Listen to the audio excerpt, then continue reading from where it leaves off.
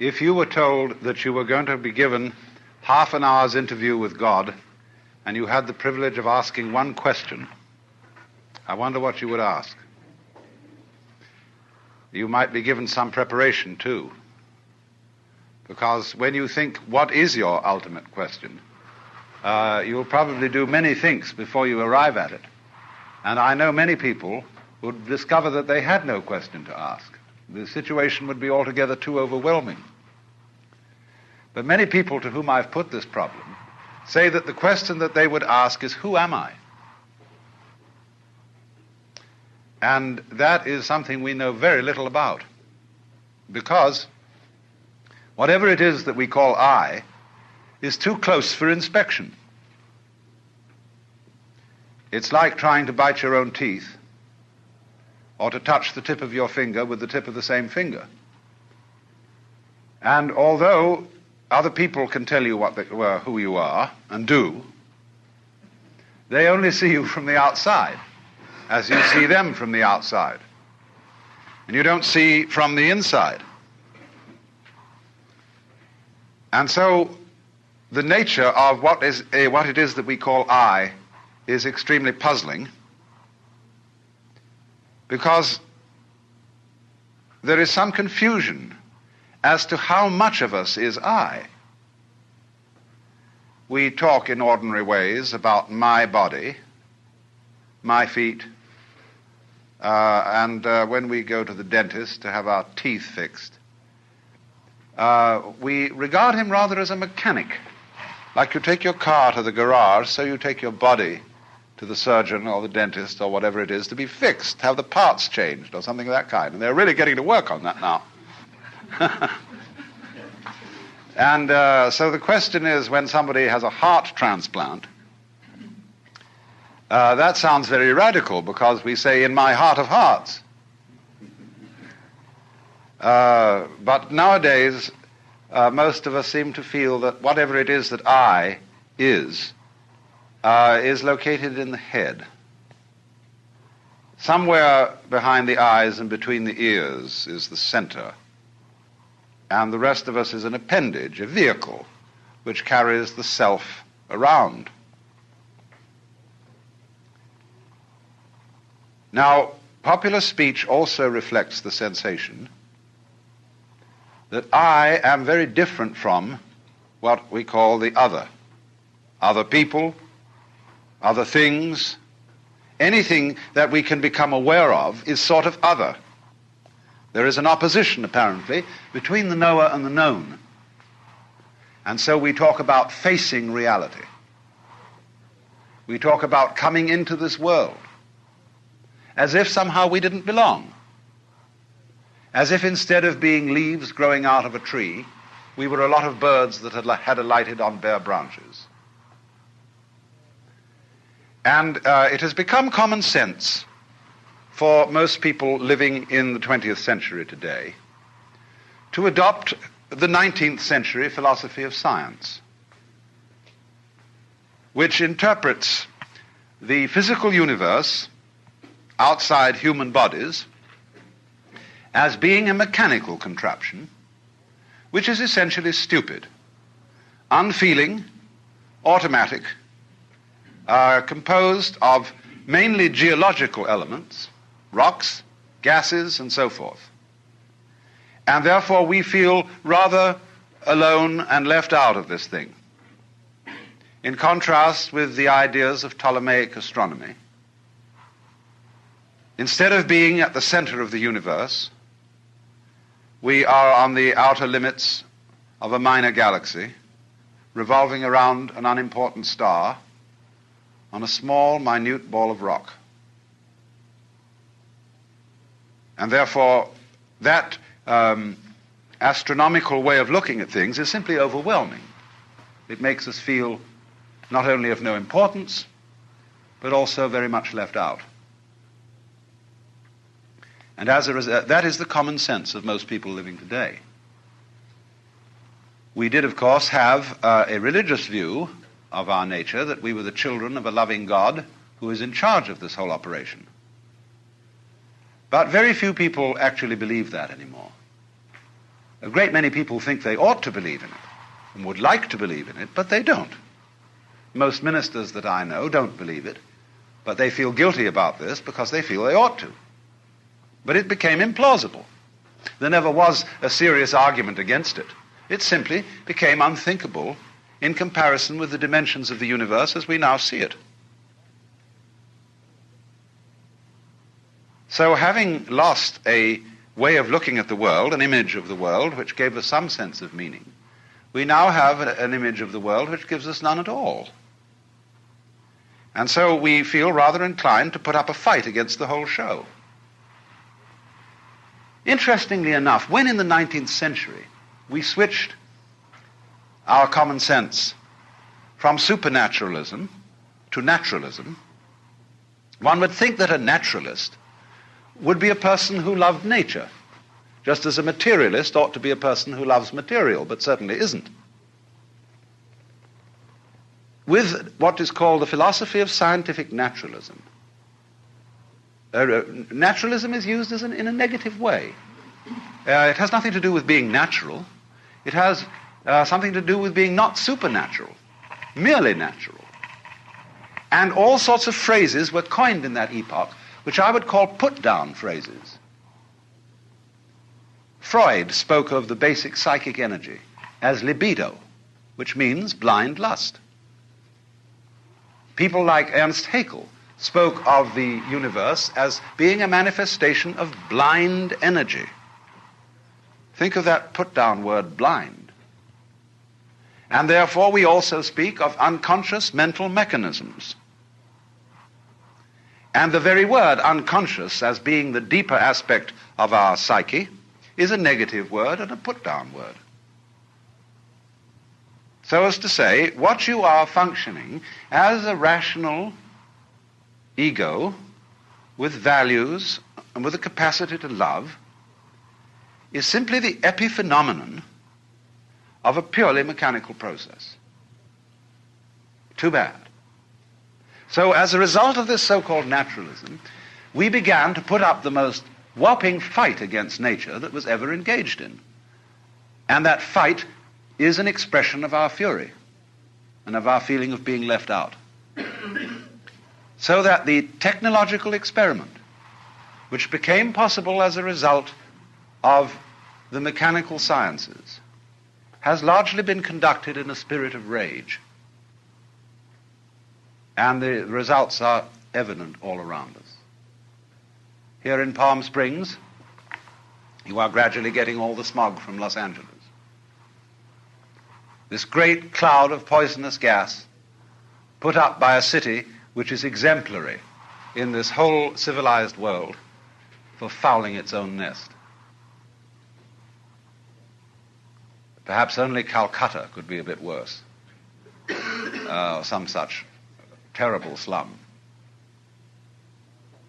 But we have done it by technology, by ruthless beating about of nature without consideration for what the scientist would call our ecology.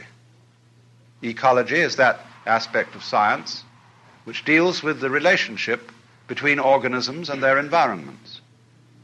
Ecology is the study of the balance of nature, of the way in which every living being depends upon innumerable other living beings of all species, and also upon inanimate forces, air, water, temperature, gases, vegetation, and all sorts of things. And this is one of the most important sciences that we can possibly study today, because we are in a position where we realize that we cannot help interfering with the world. To be alive is to interfere. You must interfere. You cannot go back and say, hands off nature, let's leave it all alone, because you're stuck with it, especially once you've started to interfere in a major way. We have so altered our environment that there is no hope for it but to go ahead. But we can, to some extent, change direction. But the only way that I can see of our effectively changing direction is through a transformation of the feeling that we have of our own existence and of what we mean by I. The reason for this is simply that all kinds of intelligent and even powerful people, like, say, Lawrence Rockefeller, who are interested in ecology and in conservation of our natural resources, they can scream their heads off, but nobody pays any attention. There is as yet, no really serious program at the government level to do anything radical about the pollution of water, the waste of water, the pollution of air, and the general ravaging of the United States of America.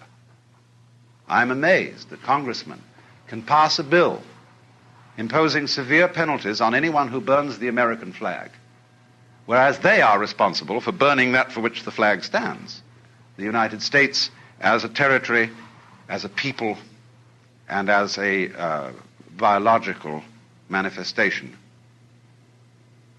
That is an example of our perennial confusion of symbols with realities, which is, in a way, at the heart of the trouble, because what we think of as I is much more a symbol than it is a reality.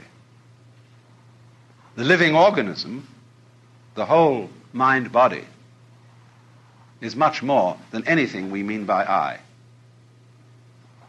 I largely stands for your personality, your role in life. And the very word person, as you probably know, comes from the Latin persona, a word originally used for the mask worn by actors in Greco-Roman drama, that through which sound comes because the mask had a megaphonic mouth to carry the voice in open-air theaters. So when you speak of being a real person, it really means being a genuine fake, because the personality is only the front. What is behind it? Well, of course, the organism is behind it, the whole organism.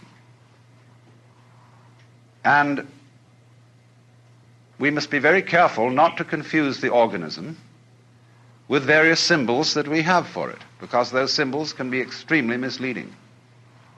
If we say the organism is the body, what we usually mean by the body is an impoverished meaning. When we speak of my body, that is to say my vehicle, my physical automobile, that is an unenriched meaning of the word body. Because what you really are as a body, as a living organism, is not some sort of separate existence coated by a skin which divides you from the rest of the world. Shakespeare has King John saying to Hubert, "Within this wall of flesh there is a soul, counts thee her creditor." Within this wall of flesh, the skin considered as a barrier, when actually, from a biological point of view, the human skin and all skins are osmotic membranes. You know, when you get something by osmosis, by sort of soaking it in, so in the same way one's skin is a spongy construction, full of holes, full of communicators, nerve ends. And your skin is simply a vibrating membrane through which the so-called external world flows into you and through you. So that you yourself actually are not so much an entity that moves around in an environment. You are much more like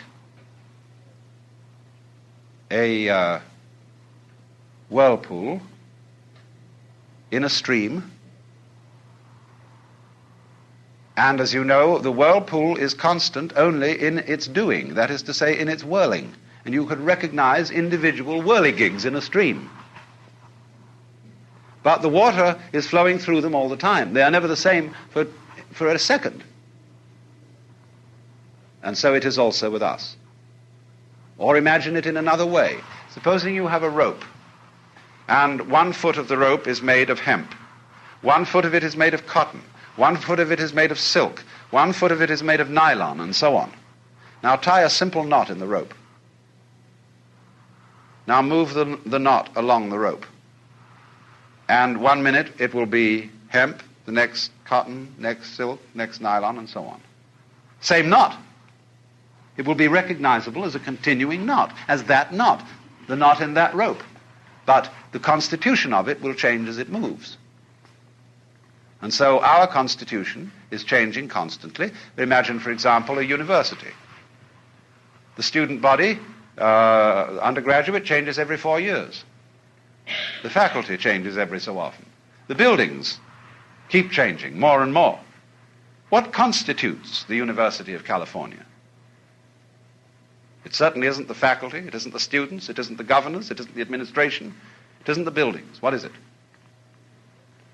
Why, a doing, a behavior, a universitying process of study and experiment and so on. So it is exactly the same with you. You flow. You are a process.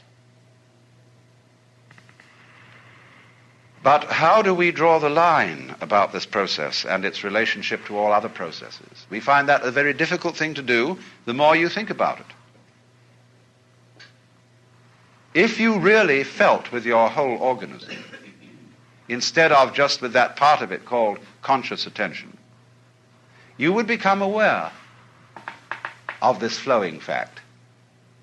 And you would get a very strange feeling, which at first might frighten you. It is possible, of course, to have this feeling.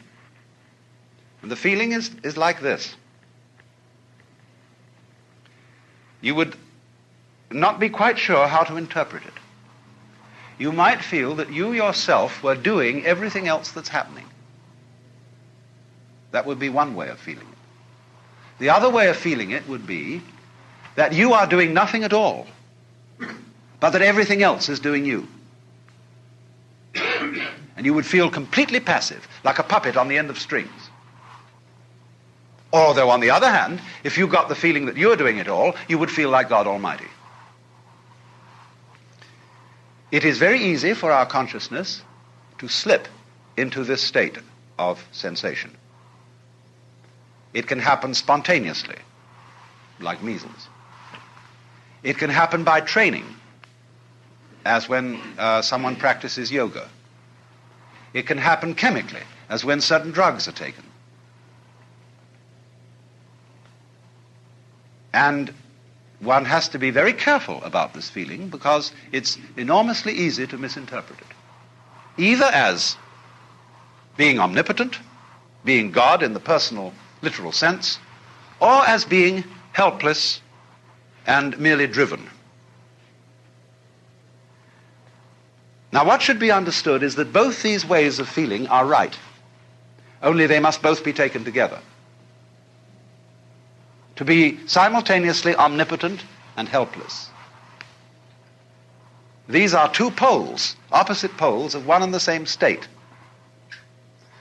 Because the message that is coming through, and that we find difficulty in understanding because it's contrary to our common sense, contrary to our whole history and conditioning, the message that's coming through is you as a living organism and all that is going on in your environment constitute a single process. What in physics we would call a unified field. A single process, like a pattern, but you know, any pattern has all sorts of subsidiary wiggles in it. Like the organism itself is a unified pattern, but it's full of wiggles. All sorts of tubes and organs and bones and nerves and so on. Working in this way. You know, the body doesn't have a boss. We could pitch a big argument.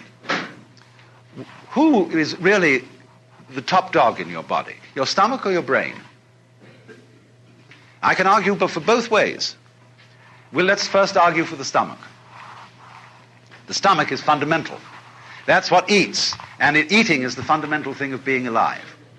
By putting food into the stomach, it digests it, and from there it goes out and energizes everything else. Obviously, the stomach is the most important.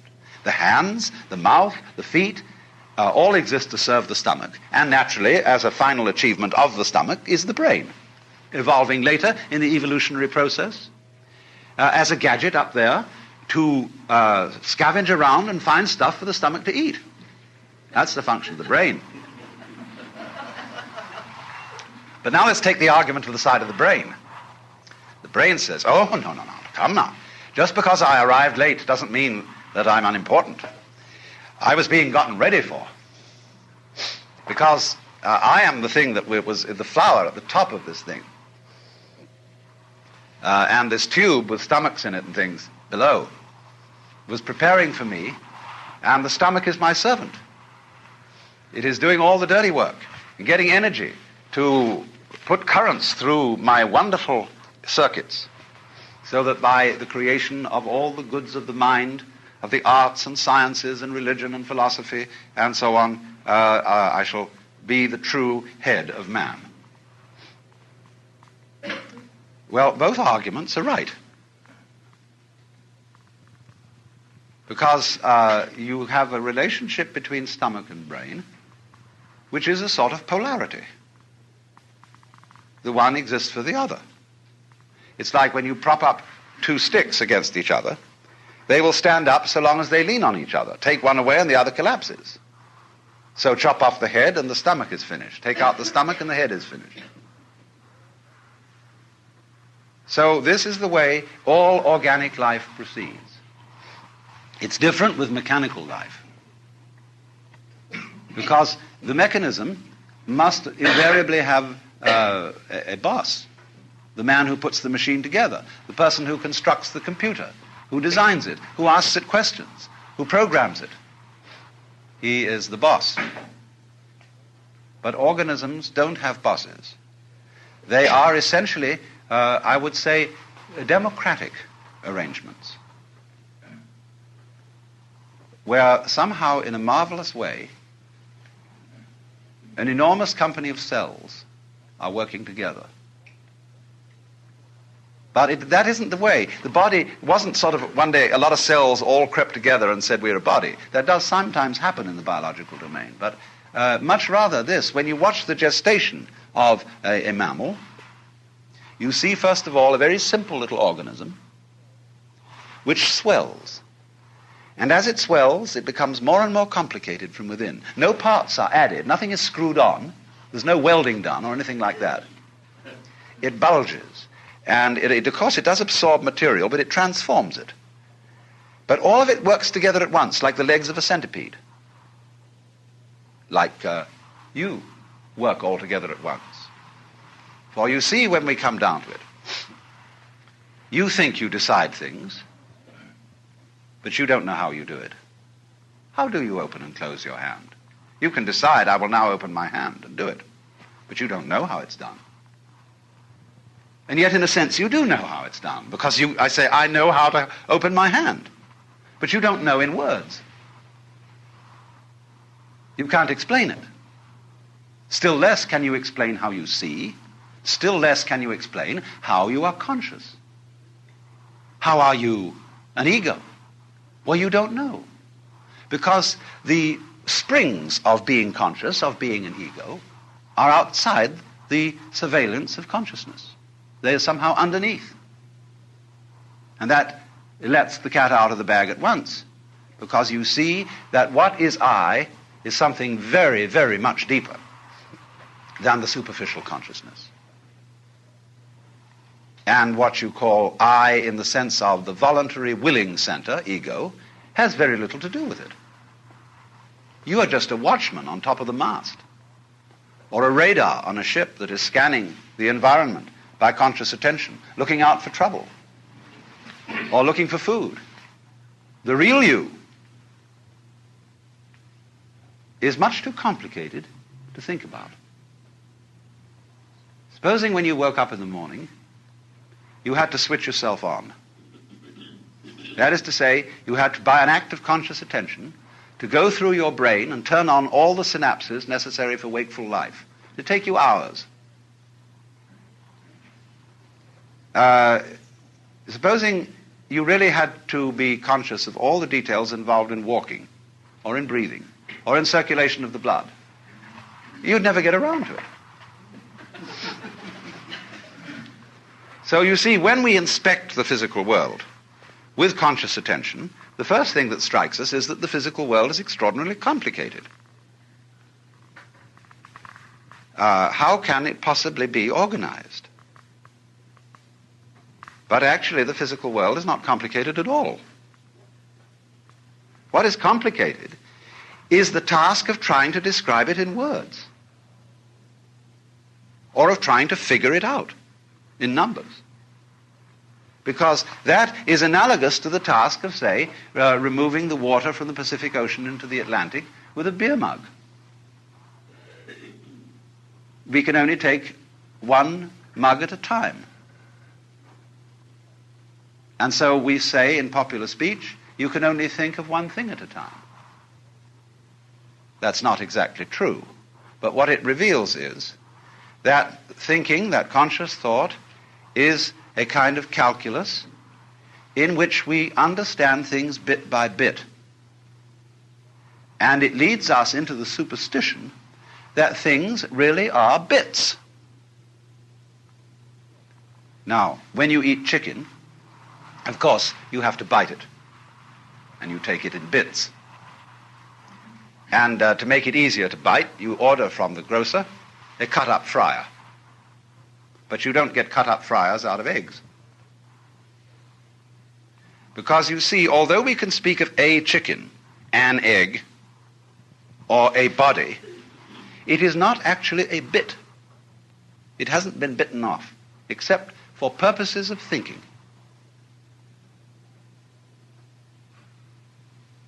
Now, this is beautifully brought out in a passage from Whitehead, which I will read to you.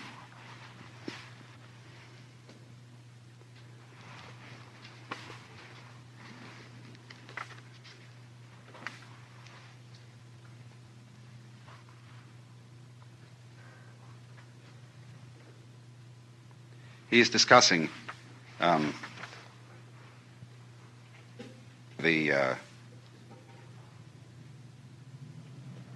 19th century philosophy of science,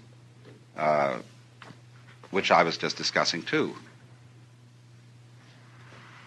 And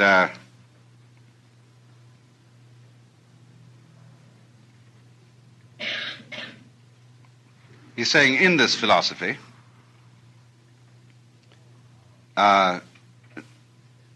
all our impressions of nature are simply products of our minds. Nature gets credit which should in truth be reserved for ourselves. The rose for its scent, the nightingale for his song, and the sun for his radiance. The poets are entirely mistaken. They should address their lyrics to themselves and should turn them into odes of self-congratulation on the excellency of the human mind. Nature is a dull affair, soundless, scentless, colorless, merely the hurrying of material endlessly, meaninglessly. However you disguise it, this is the practical outcome of the characteristic scientific philosophy which closed even the 17th century. In the first place, we must note its astounding efficiency as a system of concepts for the organization of scientific research. In this respect, it is fully worthy of the genius of the century which produced it. It has held its own as the guiding principle of scientific studies ever since. It is still reigning. Every university in the world organizes itself in accordance with it.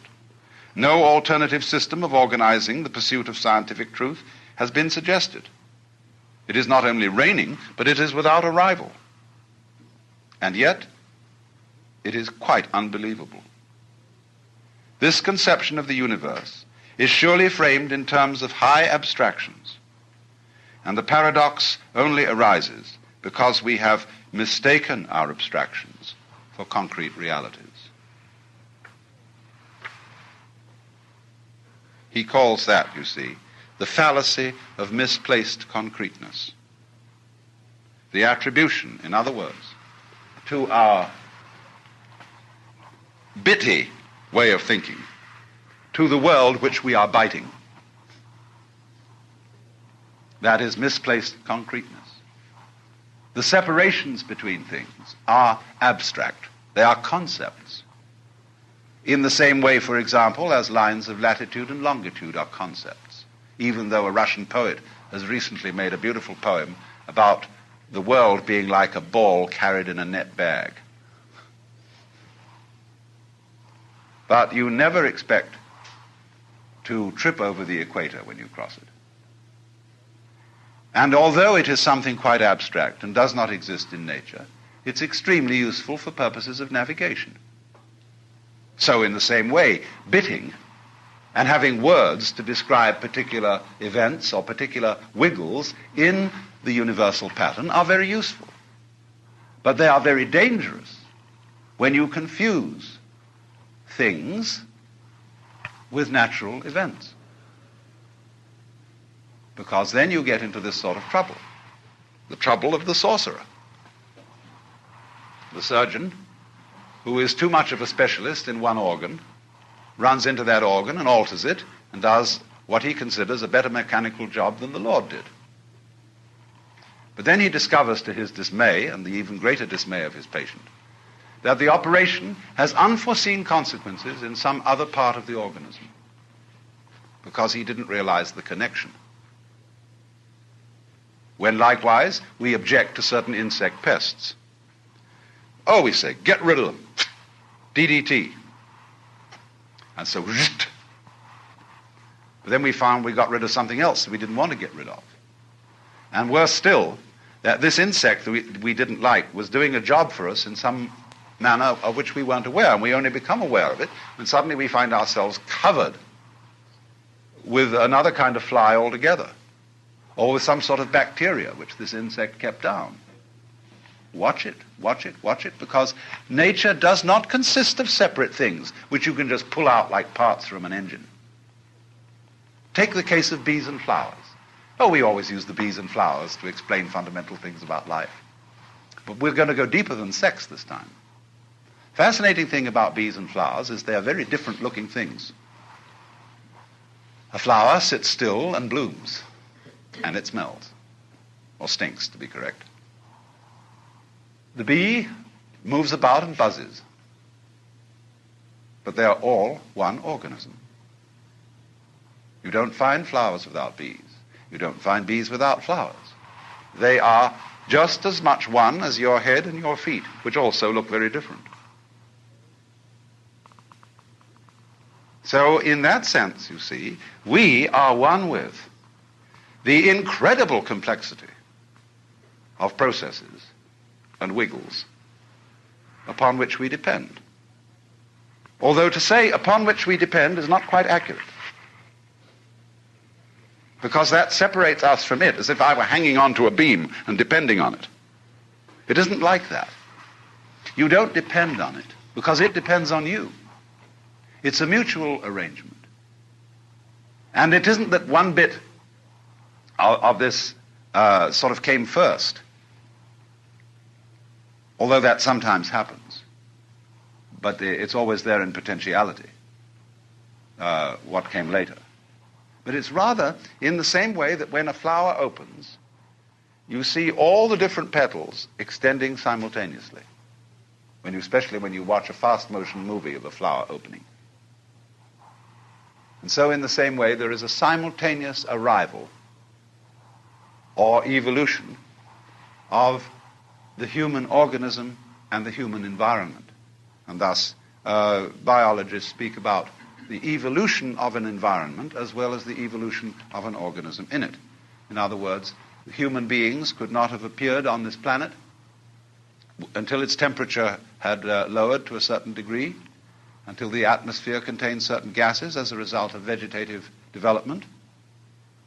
And then the environment became evolved enough for human beings to appear in it. Evolved enough? I'll say something further. Intelligent enough for the appearance in it of intelligent beings. For your environment is intelligent. Otherwise you couldn't be. You see, as Jesus said, you don't gather figs off thistles or grapes from thorns. You won't get pears off an apple tree. So, you won't find people except on a people tree. And this planet, this solar system, this galaxy is peopling in exactly the same way that an apple tree apples. Put our existence into verb language as distinct from noun language, and you're much closer to the point. You see, nouns have the difficulty of designating things. Verbs designate process. Now, everything is a process, really. When we speak of housing for houses, matting for mats, we're getting there. The Nootka Indians have a language in which there are no nouns. And so they say, it houses, and then they add an adverb to show whether it houses religiously, homily, or marketingly. And so they see the world as the flow. What is it that houses? What is it that rains when we say it is raining? You see, we always have a funny idea that to get a verb, that is to say to get action, you have to have an agent. Now, this is the most ridiculous idea conceivable. How can a noun start a verb? How can a thing start an event? Because there's no action in a thing. Action can only come from action. Energy from energy. You can't get energy from a concept, because nouns are all concepts. They're abstract, really. It's only verbs that are concrete, because the world is process. Now, common sense insists that the pattern of the world must be made of something, because we still think with Aristotle's common sense, or with the imagery of the book of Genesis, where God made Adam out of the clay. In other words, he made a clay figurine and breathed breath into it, and it became alive. And so we constantly think that we as are made of flesh, as if flesh were some sort of stuff like clay out of which you shape bodies, or like you make tables out of wood. Are trees made out of wood? What a ridiculous question. Trees are wood. They're not made of wood. And it's simply this artifact thing that gives us the idea of the world being made out of something. It isn't made out of anything. And so when physics tries to investigate what is the stuff of matter, they can't find any. Because you can never talk about anything except a process. You can describe what a process is doing. You can describe the structure, the nature of the dance, whether it's doing a waltz or a mazurka or the frog or whatever it is. Then you can describe that melody, shall we say, what it is performing. But there is nothing doing the performing at all. There is no stuff out of which it's being done, because when you examine stuff, you just find more pattern. See, what you mean by stuff is fuzz. When you look at something with a lens and you're out of focus, you see fuzz. But when you come into focus, you see structure. All right, now, the structure is made of all sorts of little lines and things. You can see them, and you want to know what are they made of. So you turn up the magnification, and for a while you get a lot of fuzz, but when you're clear again, you see that those little lines are also made of more little lines, more structure. And big patterns have little patterns upon their backs to bite, and so on. And that's the way it goes. So suddenly you feel rather insecure, because stuff has disappeared. There's a famous story about a physicist who understood this so well that he always went about in the most enormous padded shoes, because he was afraid of falling through the floor.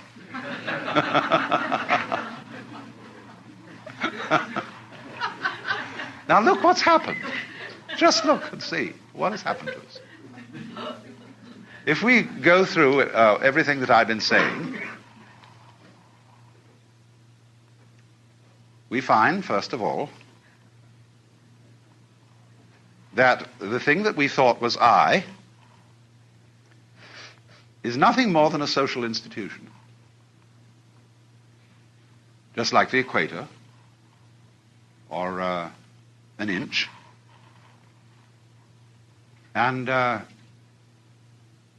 to mistake it, to reify it, as Whitehead would say, is the fallacy of misplaced concreteness.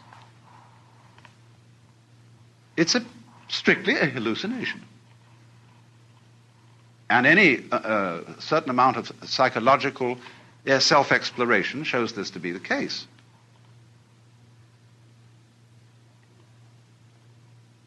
For what we are is the organism, and what the organism is a transactional interchange between the organism and the environment. It's not quite correct to say you're doing it and it's doing you, because, see, Whitehead, in describing the scientific philosophy, saying, for example, that blue is entirely our projection on the sky, he's half right, you see. Those scientists he's talking about are half right. But the part of it that is left out of consideration is this. True, you, with your optical nerves and eyes, transform the sky into the blue feeling. But without the sky, you wouldn't have any optical nerves. It works both ways, you see. Without the air, whose density gives the blue effect. It's mutual. You do it, and it does you. But that's, as I said, a two-way, a clumsy way of talking about, it's all one process, a unified process. And furthermore, from this process there has disappeared what we thought was solidity, what we thought was common sense, substance, and stuff. It's just pattern. And at once one feels sort of ghostly, as if you could be easily blown away. And that's why the Hindus call the universe the Maya, which means the illusion. Don't forget, illusion is related to the Latin word ludere, to play. So the play, the big act. It also means magic, as in a conjurer's creation of an illusion. It also means creative power. It also means art. And finally, it means the divine power. The Maya of the Lord. Lord is a bad translation of Bhagavan. Just the divine one. The Lord means boss in English. And the Hindus don't do it that way. But now you see, I've arranged this general introduction, which I'm afraid will be familiar to some of you who have attended my seminars before, but I've arranged this general introduction to raise the question, all right, if that's the way it is, how on earth are we going to arrange a transformation of man's consciousness so that he'll know it, not just in theory, but something he feels in the same way as you feel what you take to be I at the present moment, confronting an external world? How will you transform that sensation? Because if you don't transform that sensation, you will not ever be fit to use technology. We shall continue to use our technology in a hostile spirit towards the external world, and we shall wreck the external world. We're busy doing it now. There is no necessity to abandon technology. We can't abandon it. But we can certainly use it in a different spirit. I have just been in the island of Ceylon,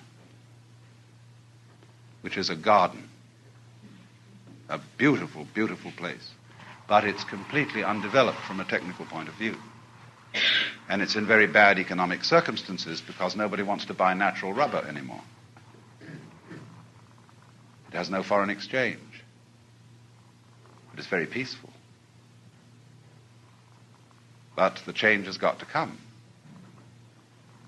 So I discussed with one of the high members of the government the possibility that we could set up in Ceylon an experimental station which would serve not only India eventually and Africa, but us too. An institute of ecological technology, where we could, in that experimental island, work out ways of production, of mechanization, automation, and so on, which would not ruin the island. And you have to do that sort of thing with a certain dedication, because one of the reasons why we make such a mess with technology is that the shareholders in any given corporation want to make a fast buck. Now, there's nothing wrong, you see, in wanting to be rich. There's nothing at all wrong in being rich. In fact, I think the world without rich people would be extraordinarily boring. The point is, you have to understand what riches are. And they are not money. Riches are land, clothes, food, houses, intelligence, energy, skill, iron, forests, gardens. Those are riches. But when you're concentrating, you see, only on making the buck, it doesn't occur to you that you're not really getting rich. You're just impoverishing yourself. It's like, when you up prices, the value of the dollar goes down, down, down, down, down. You're just on a rat race, on a treadmill. The faster it moves, it doesn't get anywhere. It doesn't even stay in the same place. So it is that kind, again, you see, this is another example of confusing the symbol with the reality of the fallacy of misplaced concreteness, as Whitehead calls it. So we shall devote the rest of the seminar to discussing the various ways in which it is proposed that we bring about or assist the bringing about of that change in our perception and conception of our own existence, so that we can feel ourselves the way we are, as distinct from the way in which we've been told to feel ourselves. I wonder if it's ever struck you how curious a thing it is that most of the things that we experience we regard as things that happen to us, which we ourselves do not originate, which are events expressing some sort of power or activity that is external to ourselves. And if you consider that, you realize that what you mean by yourself is rather narrowly circumscribed. Even events that go on in our own bodies are put in the category of things that happen to us in the same way as things that go on in the world outside our skins. If there's a thunderstorm or an earthquake, well, it happens to you. You're not responsible for it. But so in the same way, when you have hiccups, you didn't plan on it. If you have belly rumbles, you had no intention of doing it. And as to the catastrophic act of getting born, well, you had nothing to do with that. And you can spend all your life blaming your parents for putting you in the situation in which you find yourself. And this way of looking at the world in this sort of passive mood as something that happens to you goes right down to our general feeling about life. It goes down to the way in which, as Westerners, we have been accustomed to look at human existence as a precarious event in a cosmos that, on the whole, is depicted as being completely unsympathetic and alien to our existence.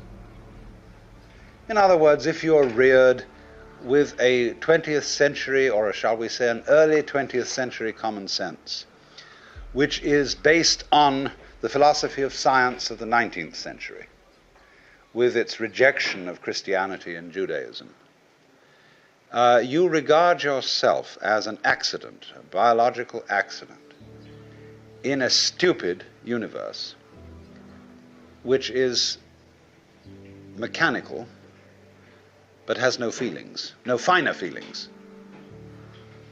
A vast, pointless gyration of radioactive rocks and gas in which you happen to occur.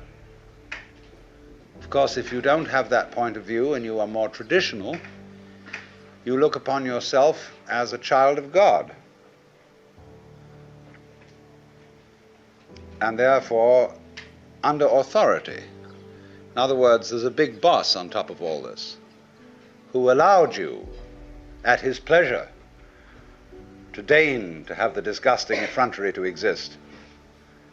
And you better watch your P's and Q's, because that Almighty is looking after you with the attitude of, this is going to hurt me more than it's going to hurt you.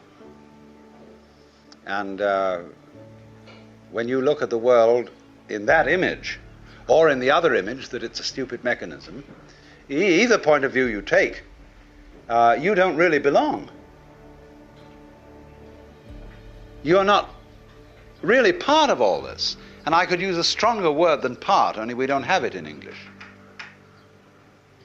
We have to say something like connected with it, essential to it, or to put it in the strongest possible way, it is quite alien to Western thought to conceive that the external world, which is defined as something that happens to you, and your body itself as something that you've got caught up with, it is quite alien to our thought to consider all that as you yourself. Because you see, we have such a myopic view of what oneself is.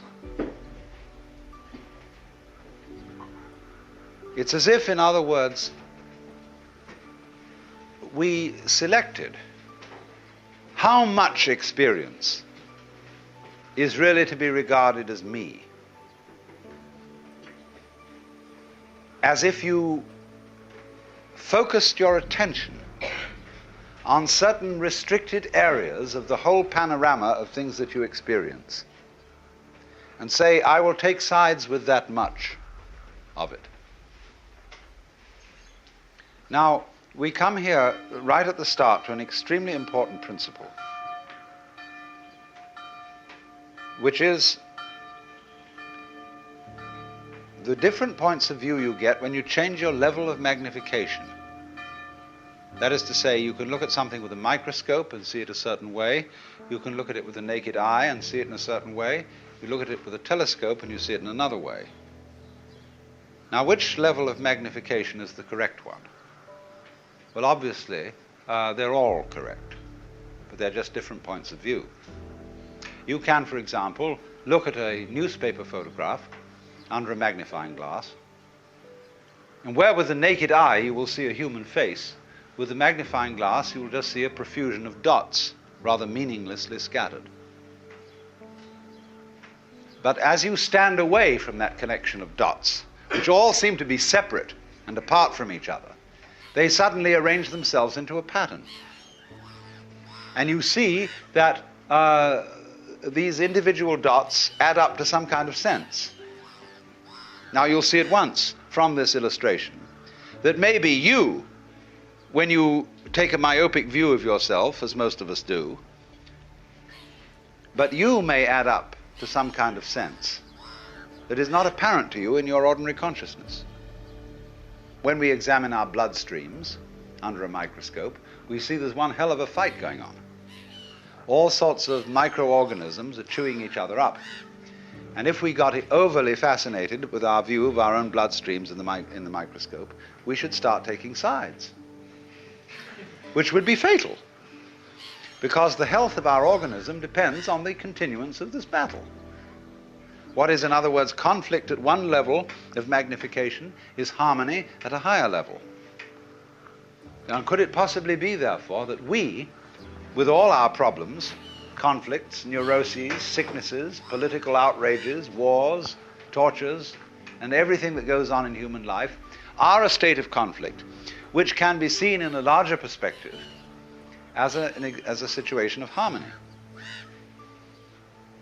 Well, it is claimed, you see, that some human beings have broken through to that vision, that they've slipped somehow or other into states of consciousness where they see the apparent disintegration and disorganization of everyday life as the functioning of a totality which at its level is completely harmonious. And you can say, aha, at last I see, I got the point. I've seen how all this makes sense. But what this insight depended upon was your overcoming the illusion that space separates things. That is to say, the space, the interval between your body and mine. The interval created by birth at one end and death at the other. And then after somebody's death, then somebody else's birth. These are events with intervals between them. And normally we regard these intervals in time and these intervals in space as having no importance, no function. We tend to see the universe itself as really consisting in all the stars and galaxies. That's what it is. That's what we notice. But the space in which all this happens is sort of written off as something that isn't really there. But what one has to realize is that the space is an essential function of the things in the space. After all, you can't have separate stars unless there is a space around them. Eliminate the space and you will see you couldn't have this phenomenon at all. And vice versa. You couldn't have the space. They wouldn't be there in any sense whatsoever if there weren't the bodies in it. So the bodies in the space and the space are two aspects of a single continuum. They're related together in exactly the same way as a back and a front. And you just don't get one without the other. So the moment you see that intervals, that space is connective, you can understand at once how you are not just to be exclusively defined as a flash of consciousness that occurs between two eternal darknesses, which is the popular common sense view which Western man has of his own life. That you consider that in the darkness that comes before your birth, there was no you, and in the eternal darkness that follows your death, there is likewise no you. And I'm going to discuss these matters not by appealing to any special spooky knowledge, as if I had been traveling on the higher planes and knew all my previous incarnations and therefore could tell you authoritatively that you are much more than this individuality. I'm going to do it on a basis of complete common sense, that everybody has access to the facts. And that just what you have to realize is that life is a pattern of immense complexity. And what you call yourself as a living organism, say, I am my whole body at the very least. Now, what is that body? That body is recognizable, and I recognize my friends when I meet them again, with luck, and you recognize me. Although the last time any of you saw me, I was absolutely something entirely different from what I am now. Just as the flame of a candle is never a constant. A flame of a candle is a stream of hot gas. Only you say the flame of the candle as if it were a constant. Well, it is a recognizably constant pattern. The spear-shaped outline of the flame and its coloration is a constant pattern. But in exactly the same way, we are all constant patterns. And that's all we are. The only thing constant about us at all is the doing rather than the being. It's the way we behave, the way we dance. Only there's no we that dances. There's just the dancing. Just as the flame is the streaming of hot gas, just as a whirlpool in a river is a whirling of streaming water. There is no thing that whirlpools. There is the whirlpool. And in the same way, each one of us is a very, very delightfully complex undulation of the energy of the whole universe. Only by our process of miseducation, we've been deprived of the knowledge of that fact, not as if though there was someone to blame for this, because it's always with our own tacit consent. Because life is basically a game of hide and seek. Because life is pulsation, on and off. Here it is, and now it isn't. And by being this pulsation, we know it's there. See, you don't know what you mean by on unless you know what you mean by off. That's why when we want to awaken someone, we knock at the door. It's not enough to slam the door once with your fist and make a big noise, but you keep up a pulsation, because that by its on and offness attracts attention. All life, you see, is this flickering in and out. Only there are enormous rhythms in it. There are very fast flickering ins and outs, like the reaction of light upon our eyes, such that if I take a lighted cigarette in the dark and I spin it, you will see a circle of fire. Because the reflection of that cigarette tip on your retina lasts, it endures. Just in the same way as on a radar screen. An image stays a little while until it's revivified by another round. So in that way, you see, you notice continuity.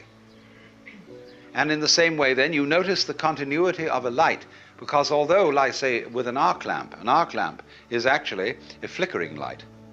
And that's why they don't allow arc lights to be used in any shop where there's a circular saw moving. Because sometimes the flickering speed of the arc light so synchronizes with the turning speed of the teeth on the blade that the teeth look as if they're not moving. And so anybody who might put his hand on the blade would have it chopped off, thinking it was a still one. So in this way, very fast impulses are looked upon us as constant. And we see where there are fast impulses a solid thing. When you look at the blade of a propeller or an electric fan, the separated 4 or 3 blades become a solid disc, and you cannot throw an egg through it. Well, so in exactly the same way, you can't put your finger through a rock, because the rock is moving too fast for your finger to go through. That's the meaning of the whole phenomenon of hardness. Hardness in nature is immense energy, but acting in a very concentrated space, restricted space, but going to beat hell. That's why you can't get through it. Now, from those very tiny fast rhythms, which give us the impression of continuity, there are also in this universe immensely slow rhythms. And these are very difficult for us to keep track of. And they impress us and depress us as our own life and death, as our coming and going, which goes for what is to us such a slow pace that we can't possibly believe that it is really a rhythm. We think of it as our birth, as something quite unique that could never occur again, because we're so close to it, you see, and it's moving so slowly. And so with that point of view, we are, like Marshall McLuhan said, he borrowed a metaphor from me, which is that we are driving a car looking at the rear vision mirror. That means that the environment in which you believe yourself to exist is always a past one. It isn't the one you're actually in. The process of growth, the basic process of biology, is one in which lower orders are always being superseded by higher orders. But the lower order can never figure out or only very rarely figure out what the higher order is that's taking over, and may see it as a terrible threat, as total disaster, as the very end, but therefore can never be aware that the principle of growth always has and always will continue. Whereas that's what's going on. But you never know what the next step is going to be, because if you did know, you wouldn't take it, because it would already be past. Do you understand this? That any certainly known future is an event of which we can say, you've had it. And in that sense, it's past. When we play games, and we say in chess or in bridge or whatever game you're playing, the outcome of the game becomes certain. We at that point cancel the game and begin a new one. Because the whole zest of the thing, and which takes me back to the idea that this whole thing is a hide-and-seek game, is that you don't know what the next order coming up is. But one thing you can be sure of, it will be an order, and it will comprehend you. At the moment, we stand at a time in history where we're beginning to think of the great countdown on the end of the human race.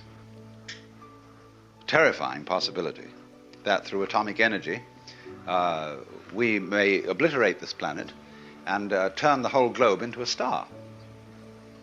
Maybe that's the way all the stars started. Imagine, you know, this great thing coming up. The countdown on the end. 7, 6, 5, 4, 3, 2, 1. Bang!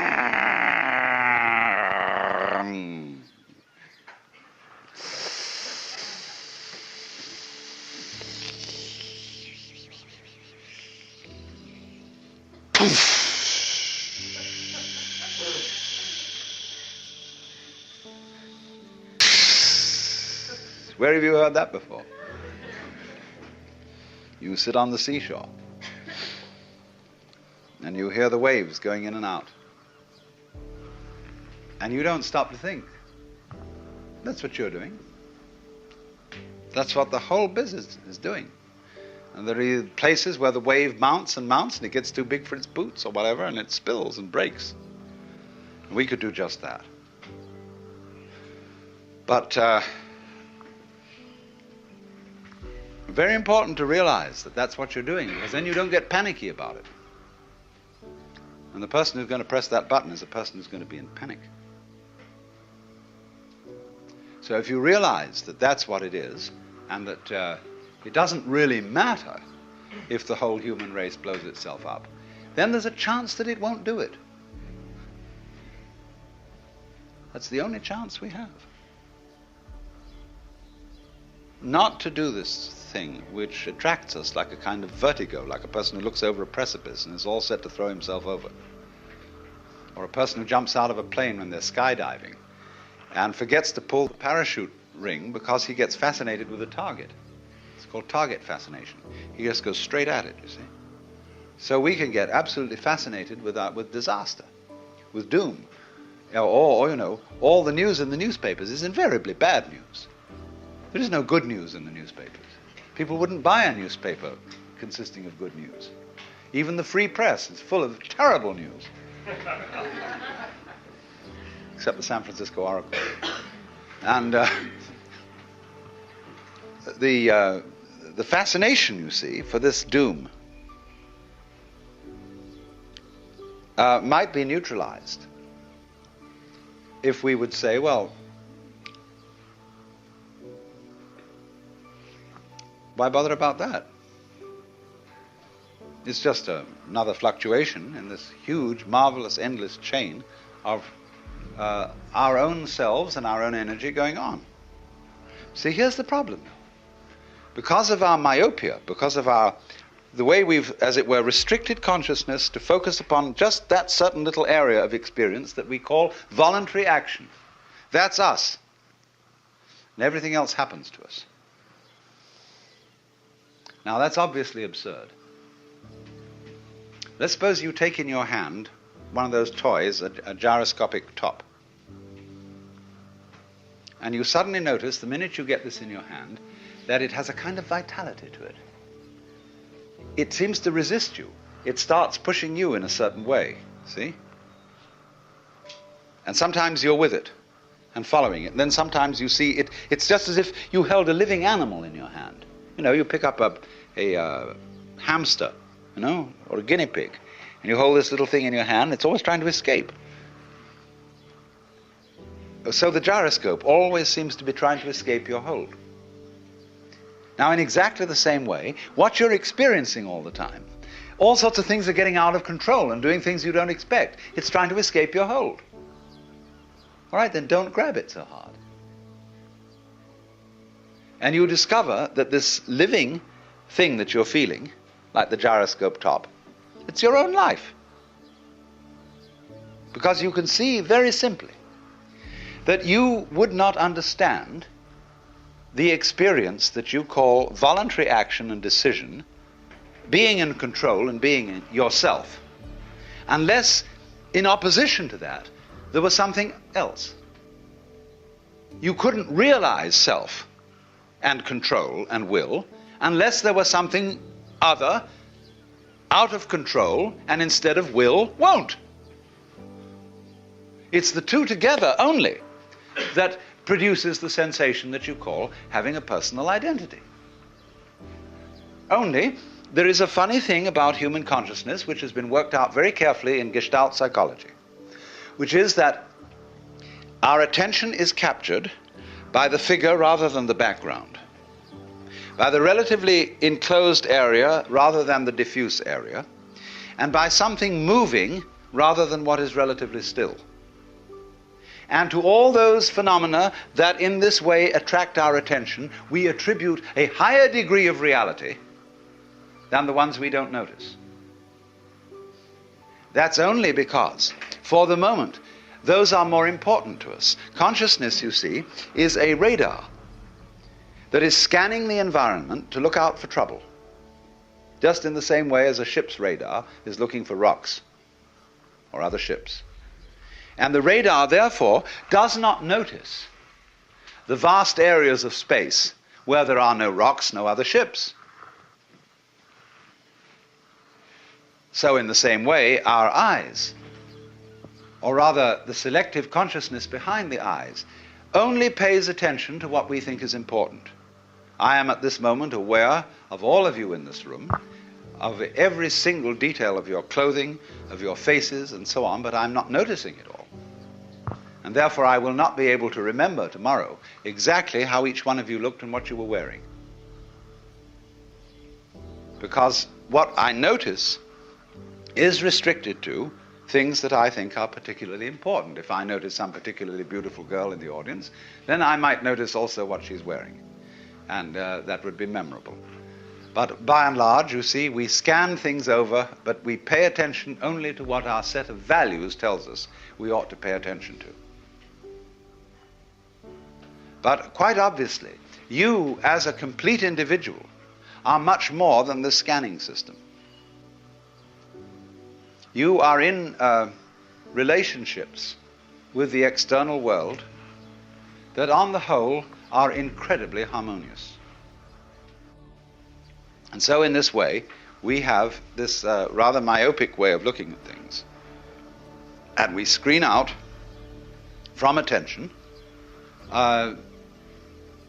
anything that is not immediately important to a scanning system based on sensing danger.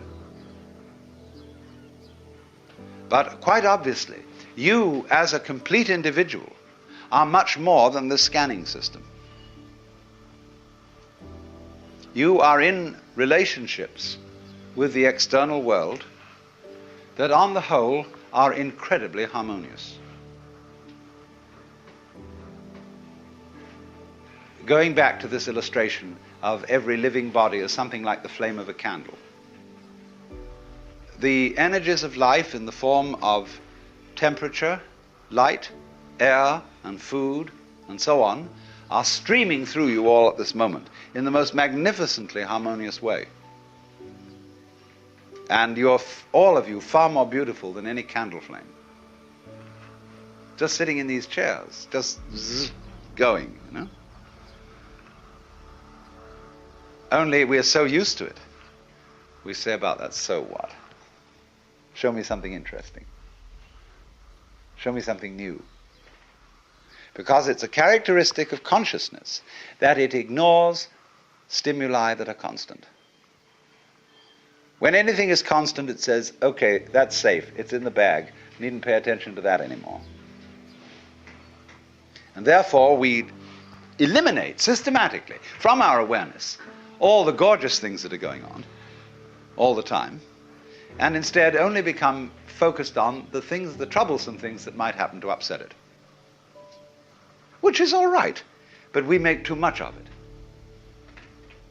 And we make so much of it that we identify our very selves, I, ego, with the radar, with the troubleshooter.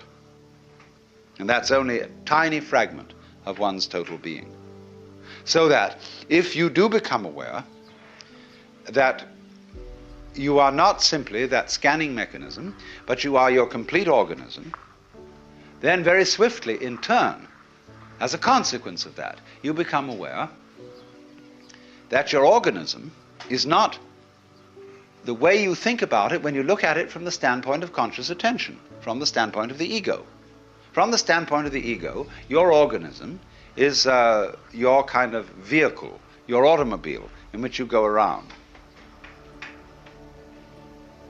But from a physical point of view, your organism is again like the candle flame or the whirlpool.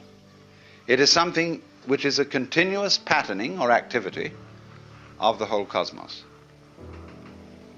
The key idea here is pattern. Let's suppose I'm going to borrow a metaphor from Buckminster Fuller. Suppose we have a rope, and one section of this rope is made of manila hemp. The next section is cotton. The next section is silk. The next section is nylon, and so on. Now we tie a knot in this rope. Just an ordinary 1/over knot. And you find by putting your finger in the knot, you can move it all the way down the rope. Now, as this knot travels, it's first of all made of manila hemp, it's then made of cotton, it's then made of silk, it's then made of nylon, and so on. But the knot keeps going on. And that's the integrity of pattern, the continuing pattern, which is what you are. Because you might, for several years you might be a vegetarian, and you might be a meat eater, and so on, and your constitution changes all the time, but your friends still recognize you, because you're still putting on the same show. It's the same pattern. That is the recognizable individual. But we are trained in our language. The very structure of the language we talk deceives us into misunderstanding this. Because when we see a pattern, we ask, what's it made of? Like you see a table. Is it made of wood or is it made of aluminum? But then when you inquire into what is wood, and how does wood differ from aluminum, the only thing a scientist can tell you is the different patterns, that is to say, the different molecular structure of the two things. And a molecular structure is not a description of what something is made of, it is a description of what dance it is performing. What motions, what kind of a symphony this is. Because basically, all phenomena of life are musical. And gold differs from lead in exactly the same way that a waltz differs from a mazurka. It's a different dance. And there isn't anything that's dancing. That is a deception we get into because we have two parts of speech in our grammar. We have nouns and verbs. And verbs are supposed to describe the activities of nouns. And this is simply a convention of speech. You could have a language with only verbs in it. You don't need any nouns, or you could also have a language with the nouns only and no verbs. And it would perfectly adequately describe what's going on in the world. So if you were used to speaking with a language that had one part of speech, you could say just as much as we can with two, and be a lot clearer. Only at first it would sound awkward, but you'd soon get used to it. And then when you got used to it, it would be a matter of common sense that the patterning of the world is not some kind of stuff that's patterning. You don't have to seek for a substance underlying the whole thing, it's just patterning. And we're all that. And wherever you see patterning, you will see the principle that big fleas have little fleas upon their backs to bite them, little fleas have lesser fleas, and so ad infinitum. And then you reverse the process, see? Little fleas, infinitely little fleas, are always on the back of bigger fleas. And those bigger fleas are on the back of still bigger ones. And those bigger fleas are on the back of still more whopping fleas, you see? It goes the other way too. And so in this way, there is, to a person who really wakes up, you very soon realize that your existence is not something that is just the hopeless little creature that's suddenly confronted with a great big external world that goes gah at him, and eats him up. Every tiniest little thing that comes into being, every minute little fruit fly or gnat or bacterium, I will go so far as to say, is an event upon which this whole cosmos depends. This thing goes both ways. It's not only that every little organism which exists depends on its total environment. The reverse is also true, that the total environment depends on each and every one of those little organisms. So that you could say, this universe consists of an arrangement of pattern in which every event is essential to the whole thing.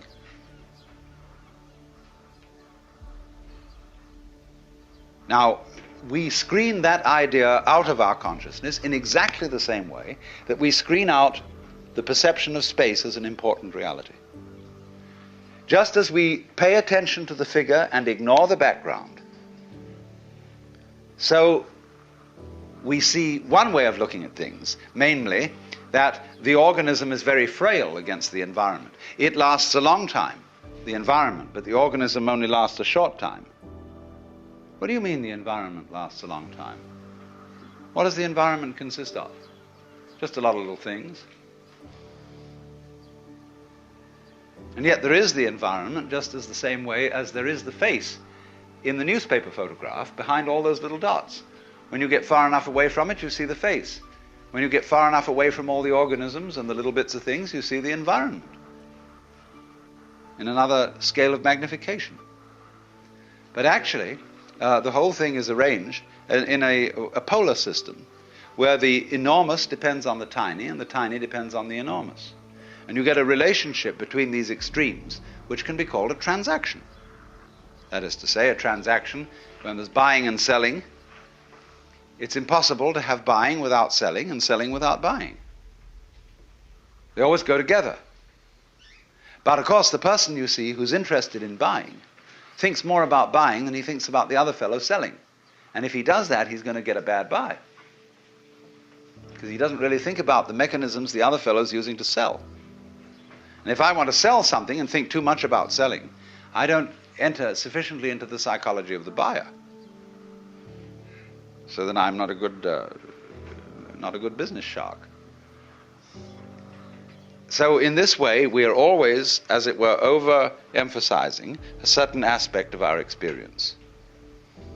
And we say, now, what is important about people? This is the great credo of the West. Is there unique individuality? And we have been given an immense psychic investment in our own individuality by our upbringing. What are you going to amount to? What are you going to contribute to human life? What's your particular destiny going to be?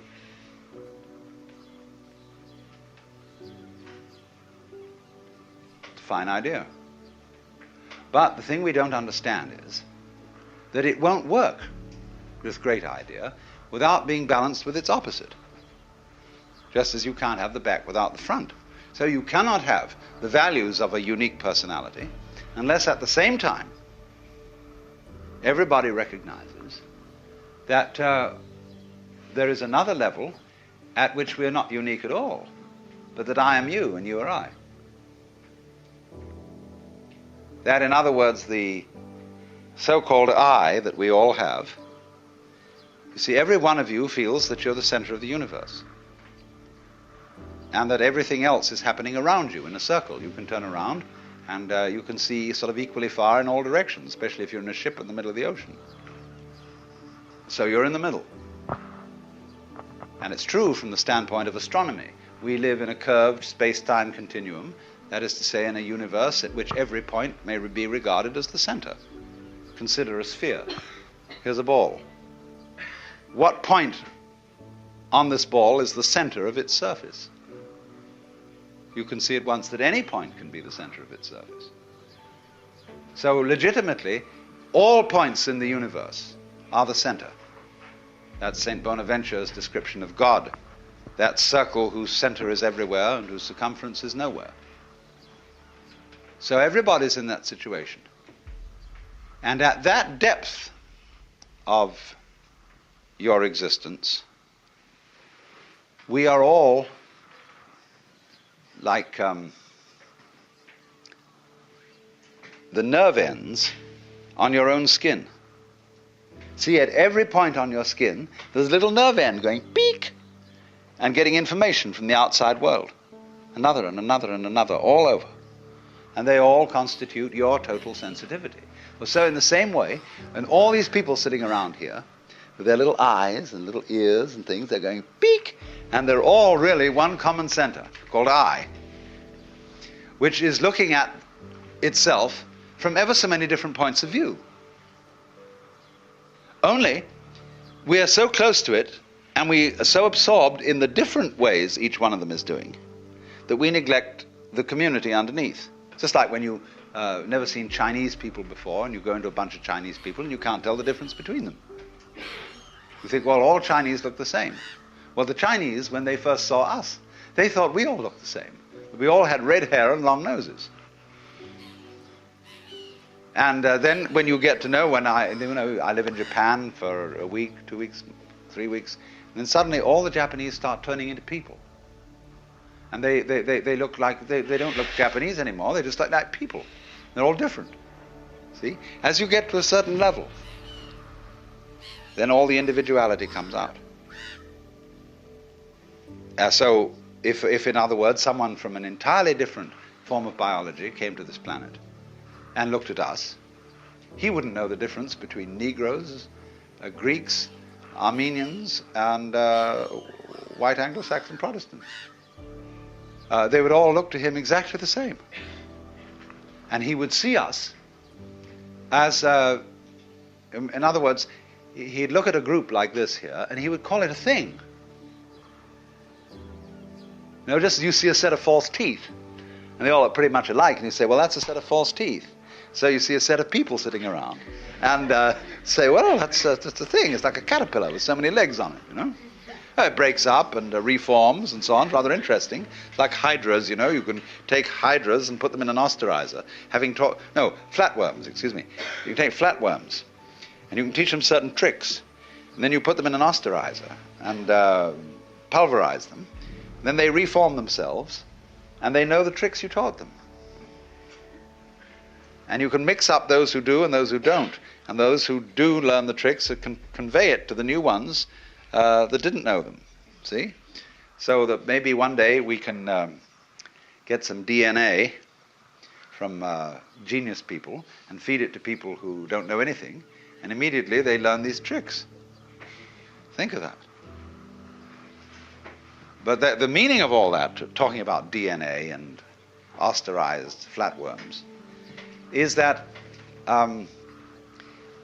what is transmitted all the time is the repetition of pattern, the repetition of certain rhythms. And that this whole rhythmic system may be looked at in this way. Let's just take any pattern.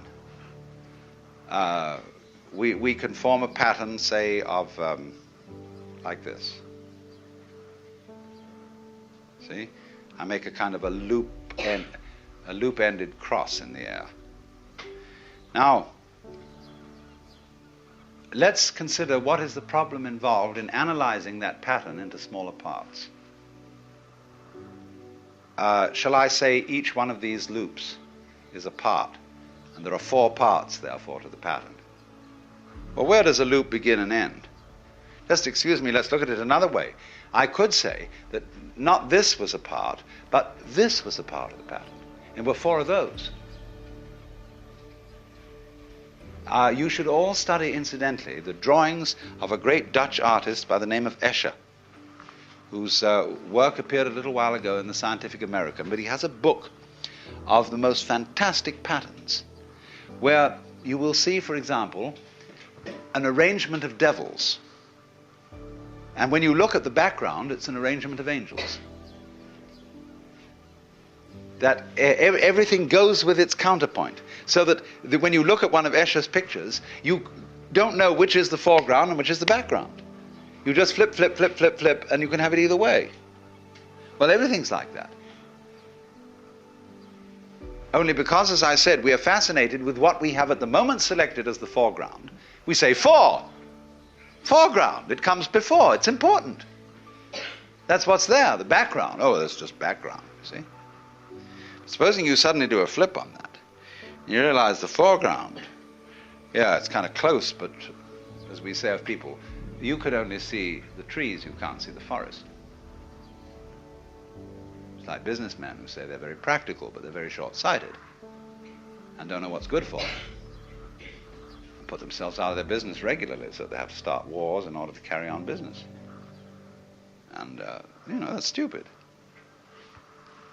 So you always, wherever you are looking at the general panorama of sensory experience, try switching. Try shifting your attention to all the things you thought were unimportant, to the constants, to the background. And begin looking at the spaces between people. All painters have to learn this, because especially if you're working in oils, you actually have to paint in the background. Weavers know this, because when they're making patterns in weaving, they've got to weave the background as well. Or if you do needlepoint with embroidery, think of the hours you spend putting in the background over the canvas in wool. And you become aware of it. Same way the people who made the great Oriental carpets. They're much more aware of the background as constituting an essential part of the total experience. So, as you become aware of this, you see the same thing that you notice in music, namely that it is only as a result of hearing the interval between tones that you hear any melody. If you don't hear the interval, you're tone deaf, and all notes are the same noise. All you hear is rhythm.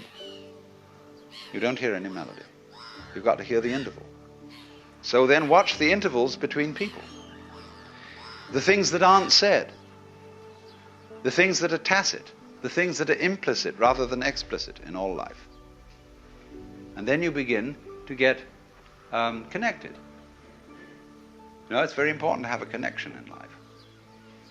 And to be in the know. And this is the way it fundamentally comes out. Of seeing the thing you forgot. You can always bug people in a beautiful way, in a very helpful way, by just saying to them, what did you forget?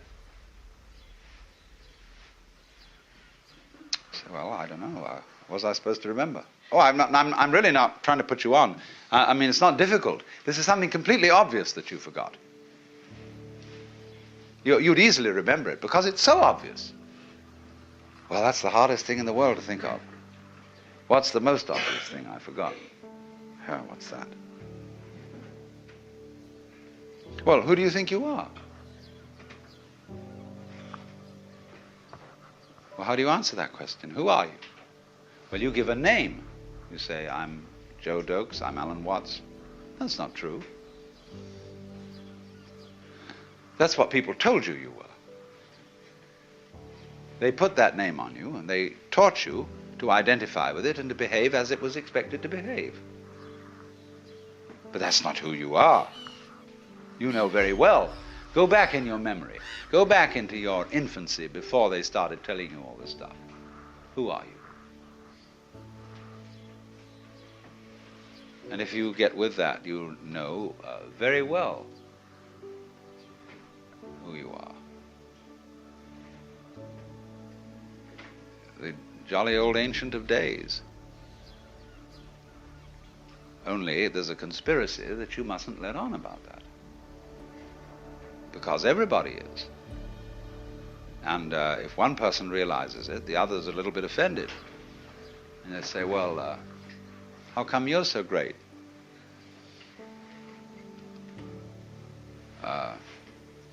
We worked it in Christianity by a very clever thing of allowing just one individual to be recognized as the God incarnate. And nobody else, therefore, could be. And since he had been safely crucified and whisked up to heaven, he wouldn't bother us anymore. So everybody, therefore, who gets an intimation of who they really are and ever comes out with it in Christian civilization, people say, who the hell do you think you are? You Jesus Christ? Well, you can say Jesus Christ said he was Jesus Christ and everybody put him down for it, and that's what you're doing to me. Oh, they say, forget that one. Because it's like somebody comes out and composes some perfectly terrible music. And the critics say this man is a cacophonist. He is completely incompetent. And he said, did you read the reviews of Beethoven's First Symphony when it was performed at Vienna? Now the thing is, we allowed one person, you see, one human individual, to be the incarnate God. Because we have all been living in a theory of the universe in which the individual is simply involved in something that happens to him. And we feel that this thing that happens to us is reality. It is facts that we have to face and accept and cope with. See? It's always something other than you. You don't recognize it as an integral part of your own being, without which you cannot know what you mean by the word I.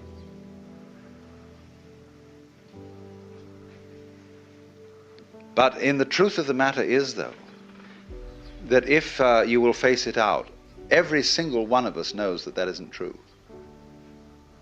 There is as it were, a recess of the soul, of the psyche, where everybody knows perfectly well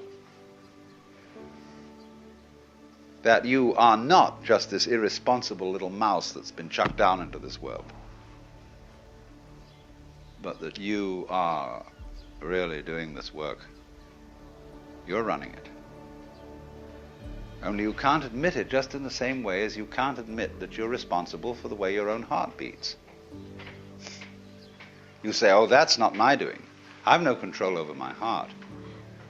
Do you have any control over being conscious? Do you know how you will? And you say, I intend to take my hand down from my face and put it on my leg. I can do that, but I don't know how the hell it's done. So that what we mean by the capacity of voluntary control, in the ordinary sense of the word, is that we don't understand it at all. So you might say, in a funny backwards way, that the only kind of control you really understand is that where you're not using your will. Because you just do it. So easy, like you open and close your hand. You know how to do it? Sure you know how to do it. But you can't put it into words and explain to someone how to do it. You say, well, come on, aren't you human? Don't you know how to open and close your hand? Just do it, silly. But we don't realize, you see, that just as we know how to do this, we know equally well how to turn the sun into light, how to blue the sky, how to blow the wind, how to wave the ocean, how to digest food, and I might add, to be digested by bacteria and transformed. As we transform our steaks, we will in turn be transformed. But the pattern keeps going. And it's always you. Only you see you have this marvelous capacity to transform yourself without knowing that you're doing it. Therefore you keep surprising yourself. And therefore you keep on doing it. Because if you didn't surprise yourself, you wouldn't go on doing it. It's just the very fact, you see, that you seem to be the victims of a thing you don't understand, and that you seem to conclude your life every time in a wipeout called death, where all your control goes, is just exactly that opposite condition to what you call being alive that allows you to be alive. Only every time it happens, it's like it's new. It's like every time you're born, it seems like it was the only time. But of course, if it wasn't like that, you wouldn't do it.